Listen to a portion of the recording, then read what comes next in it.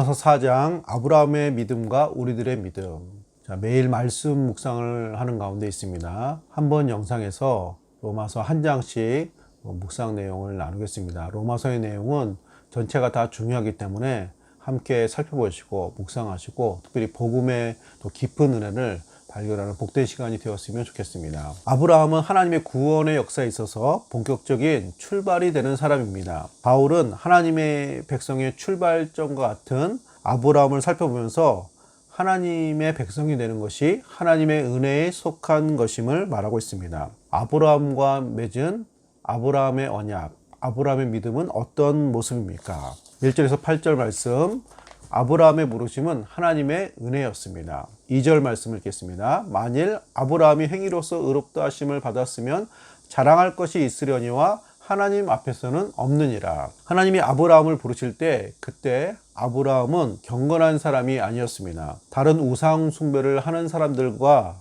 같았습니다. 아브라함도 갈대 우르 지역에서 우상 숭배를 하던 하나님을 알지 못했던 사람이었다는 것입니다. 이렇게 경건하지 아니했던 아브라함을 부르셨습니다. 따라서 하나님의 부르심은 아브라함의 부르심은 하나님의 은혜였습니다. 아브라함은 경건하지 아니한 자를 의롭다 하시는 그 하나님을 신뢰한 것입니다. 즉 하나님의 백성이 아닌 자신을 부르시는 그 하나님을 믿고 따른 것입니다. 이런 과정으로 아브라함은 의롭다 하시는 하나님의 백성이 되는 또 믿음의 사람의 삶이 시작이 된 것입니다. 따라서 아브라함은 율법의 행위가 아닌 은혜로 자신을 부르시는 하나님의 은혜를 신뢰함으로써 그런 의롭다 하심을 받는 하나님 백성의 어떤 시작점, 조상과 같은 역할을 하게 된 것입니다. 우리들도 예수 믿기 전에 하나님 말씀의 기준에 합당한 사람이 아니었습니다. 경건하지 않은 우리를 하나님께서 예수 믿게 하시어 하나님 백성 삼으신 것입니다. 9절에서 12절, 유대인과 이방인의 모든 신자의 조상이었습니다. 아브라함은 10절 말씀을 읽겠습니다. 그런즉 그것이 어떻게 여겨졌느냐? 할렛이냐 무할렛이냐? 할렛이가 아니요 무할렛이니라. 아브라함을 하나님께서 그 믿음을 의로 여기셨다는 내용이 창세기 15장에 나옵니다. 하나님을 신뢰하는 아브라함을 하나님께서 의로 여기셨다는 것은 그를 하나님의 언약 백성, 하나님의 가족으로 받아주셨음을 말하는 것입니다. 그런데 그때 아브라함은 할례를 받지 않았습니다. 따라서 아브라함은 하나님 백성의 표이고 유대인의 긍휼히 여기는 할례를 받기 전에 하나님 백성이 된 것입니다. 후에 할례는 하나님 백성이 된 것을 확인시켜주는 역할을 했습니다. 따라서 아브라함은 할례를 받지 않는 모든 이방인 성도의 조상이라고 할 수 있습니다. 동시에 할례를 받음으로써 할례 받은 모든 유대인 성도의 조상이라고도 할 수 있겠습니다. 이런 의미에서 아브라함은 할례 받지 않는 이방인 성도나 할례 받은 유대인 성도의 시작점, 조상이라고 할 수 있겠습니다. 중요한 것은 하나님 백성이 되는 길은 하나님의 부르심과 은혜에 대한 믿음으로 되는 것이지 율법의 행위의 대표격인 할례와 같은 것에 있지 않다는 것입니다. 이것은 마치 결혼 언약을 맺는 결혼식이 핵심이지 그 증표인 결혼 반지가 핵심이 아니라는 것입니다. 결혼 반지가 나름대로 의미가 있지만 결혼 반지가 결혼을 대신하지는 않는 것과 같습니다. 13절에서 17절 말씀, 모든 신자의 조상 아브라함에 대해서 말하고 있습니다. 16절 말씀 읽겠습니다. 그러므로 상속자가 되는 그것이 은혜에 속하기 위하여 믿음으로 되나니 이는 그 약속을 그 모든 후손에게 굳게 하려 하심이라. 율법에 속한 자에게 뿐만 아니라 아브라함의 믿음에 속한 자에게도 그러하니 아브라함은 우리 모든 사람의 조상이라. 하나님은 아브라함의 후손들이 하나님 나라의 백성이 될 것이라 약속을 하셨습니다. 그러나 이것은 단지 혈통의 후손이 아닌 오직 믿음으로 되는 것이 되게 하셨습니다. 이렇게 하나님 나라의 상속이 믿음으로 되는 것은 구원의 역사가 오직 하나님의 은혜로 되는 것이기 때문입니다. 따라서 이런 의미에서 아브라함은 우리 모든 믿음의 사람의 조상이라 할 수 있겠습니다. 18절에서 25절, 아브라함의 믿음, 성도의 믿음.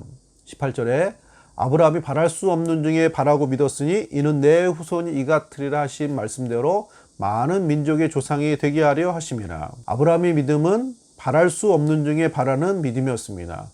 불가능해 보이나 그것이 하나님의 약속이기에 그 약속을 신뢰한 것입니다. 로마서 1장에서 인류는 하나님의 창조의 능력, 생명 되신 하나님을 믿지 않고 예배하지 않고 무시했습니다. 반면에 아브라함은 창조주 하나님, 즉 생명을 주시는 분으로 믿은 것입니다.